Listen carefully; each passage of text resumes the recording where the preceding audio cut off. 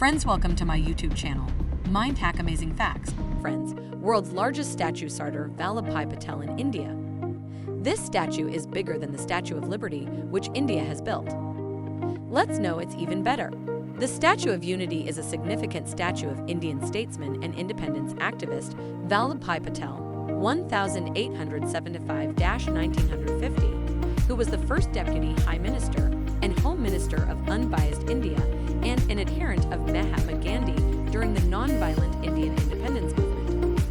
Patel was once highly revered for his leadership in uniting 562 princely states of India with a primary part of the former British Raj to structure the single Union of India. The statue is located in the country of Gujarat, India. It is the world's tallest statue with a height of 182 meters, 597 feet. It is placed on the Narmada River in the Kevadia colony, facing the Sardar Sarovar Dam 100 kilometers, 62 mi, southeast of the city of Vadodara, and 150 kilometers, 93 mi from Surat. Kevadia railway station is located at a distance of simply 5 kilometers from Statue of Unity.